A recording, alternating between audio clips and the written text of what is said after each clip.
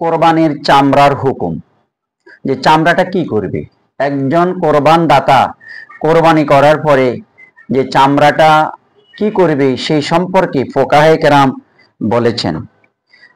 কোরবানির পশুর চামড়া সদকা করে দিতে পারবে, চামড়া দ্বারা সেই দাবাগত করে সেটা ব্যবহার করতে পারবে। কোরবানির চামড়ার বিনিময়ে এমন দ্রব্য গ্রহণ করা যাবে না যা পরিবর্তিত হয়ে উপকারে আসে, যেমন খাদ্য ও নগদ অর্থ। চামড়ার বিনিময়ে এমন দ্রব্য গ্রহণ করা যাবে যা পরিবর্তিত হওয়া ব্যতীত সরাসরি উপকারে আসে, যেমন চাদর, জুতা, মোজা ইত্যাদি। কোরবানির চামড়ার বিনিময়ে অর্থ গ্রহণ করলে তা গরিব মিসকিনদের মাঝে বন্টন করতে হবে। অংশীদারদের সর্বসম্মতিক্রমে চামড়া বন্টন করে নিজেদের ব্যবহার করতে পারবে।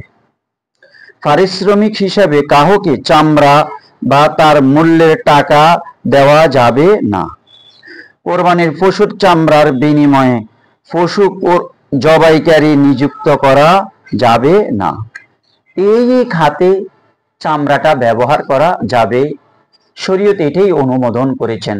তা আল্লাহ পাক আসলে আমাদের দেশে আমরা চামড়াকে দাবাগত করে যে নিজেরা ব্যবহার করা এটা করি না, আমাদের সেই টেকনোলজি নেই, সেই পদ্ধতিও আমরা আসলে অবলম্বন করি না।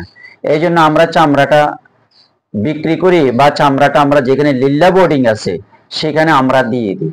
গরিব মিসকিন এতিম ছেলেরা লেখাপড়া করে, তারা তো এই ৮ খাতের সবচেয়ে তালিবুল ইলম, এটা হচ্ছে সর্বোত্তম খাত, এই জন্য আমরা দিয়ে দিই, এটাই উত্তম।